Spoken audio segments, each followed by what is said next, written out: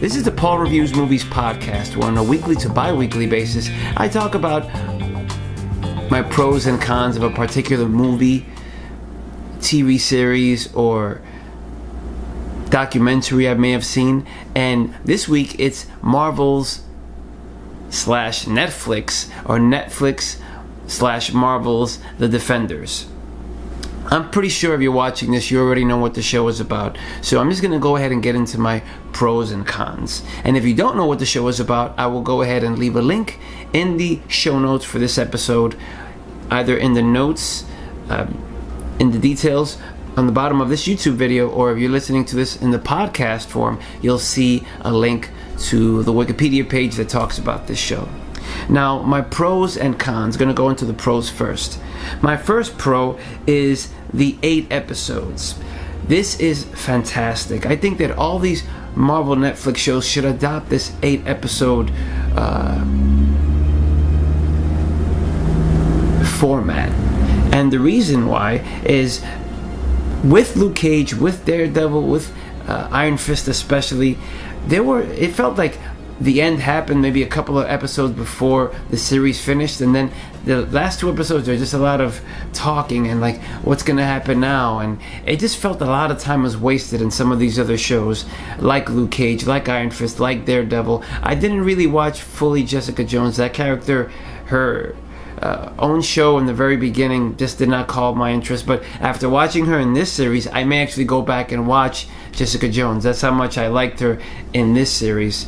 But I like this 8 episode format. It's quick, it gets in and out, it gets all the important story beats, and you're done. And I very much like that. I hope that they adopt that for The Punisher that's coming up, and for any of the other seasons of the upcoming series. 8 episodes, that's good. That's all you need, you know? Another pro was, in this series, I thought that Elektra and Madame Gao were badasses. You've never seen Madame Gao like actually fighting, and in this one you see her like getting physical. And of course it's a stunt woman, it's not the actress herself, but she was cool, she was badass, and Elektra was awesome. She's the main villain, and she is awesome in this series. And folks, there are spoilers. I'm sorry I didn't say that off the top, but I hope that in the title for this video and the title for the podcast, you'll see spoilers, because there are spoilers. My next pro is the bonding between the heroes. I thought that was really well done. I didn't feel it was too off-putting, and I'm telling you, I never was really a big fan of Jessica Jones, but she had some of the best one-liners in this series. I guess that's another pro, and it makes me now want to go back and watch her series, which I just wasn't that excited or motivated to go watch. So that's the only Netflix Marvel series that I have not watched, is the Jessica Jones one. I saw like the first episode and the last episode. That's it. This series, another pro, is that it had loads of action. It started off with action. The fight in the office building, in the Midland Circle office building, that fight was incredible. But it had a lot of really cool fights in there. A lot of action in this series. And I'm not downplaying. There must be moments of like dialogue and bonding and making us care for these characters. But like I said, it had a lot of action. I thought the action was great. Another pro was that no one felt completely useless. In some of the previous seasons, there may have been a character or two of these different shows, of Luke Cage, of Daredevil, of Iron Fist, of Jessica Jones, I'm sure, that felt absolutely useless. And this series, I did not feel that. I felt that everyone, that they had a good part, and they had, they were necessary, or maybe not even necessary. They were just there, but they didn't feel completely useless. All the people from Jessica Jones universe, from Iron Fist universe, I mean, it's just basically Colleen Wing. You didn't see any of the other characters. I felt that they they were useful. And I also like the bonding between those characters, like when they were all in the police precinct being held there for their safety, and you see some of them coming together and talking. I thought that was cool too, so I didn't feel anyone was completely useless. I thought that was really, really cool. And my final pro, which is a little bit of a spoiler, is the whole path of Misty Knight. In the beginning, I felt she was a little bit annoying. She's just like the cop. Oh, I don't know anything. I'm in the dark. But then the whole thing that happens with her arm getting cut off, and it's playing to her origin in the Marvel Universe, where she's like this private detective, I think, a PI, a private investigator, similar to Jessica Jones, and she has like a robotic arm, and you see it coming now with her arm being cut off. I thought that was super cool. I guess that's more of an Easter egg. Now we're going to talk about the cons, which aren't many. I very much like this, and maybe I'm biased. A lot of times when I'm reviewing things, I tend to not, if I see the early reviews for something are really bad, unless it's something I really want to go see, I won't see it. So I just try to see things that I'm really going to like. And some of my cons with this show were the theme song. Initially, I felt that this show was built and anticipated for over a period of time, and I just felt the theme song in the beginning, the intro in the beginning, was a little muted. It was just kind of a little blah, and I just felt the show like this deserves something big and cool, but it grew on me, and the intro grew on me, but I just thought it deserved a better theme song in the beginning.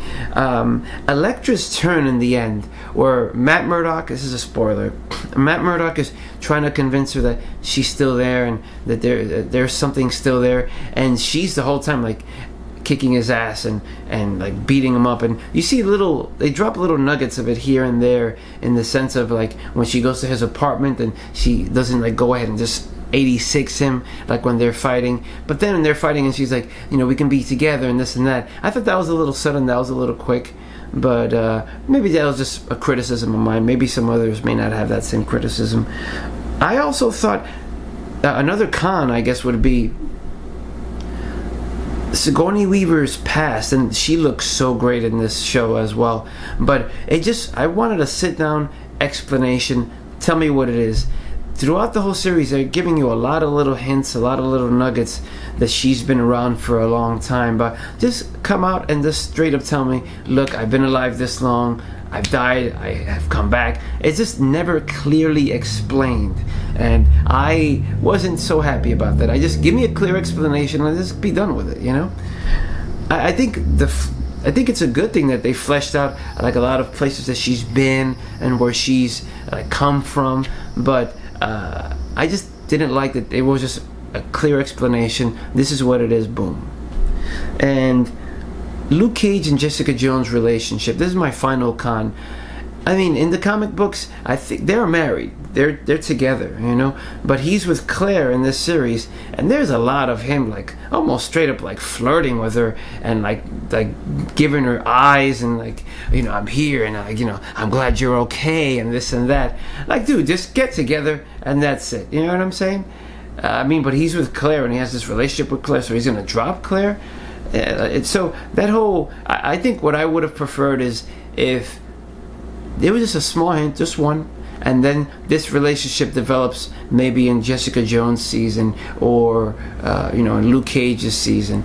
And moving forward, I do hope that when Daredevil and Luke Cage and Iron Fist and Jessica Jones series come back, that there are some crossovers, that it's not just fully them by themselves in their series, that you see some of the other Defenders pop in and out of their series, or even if one of these upcoming seasons of one of these shows is a Defenders 1.5, like similar to Civil War was with Captain America. It was kind of an Avengers 1 or 2.5, I guess. So I would not mind that.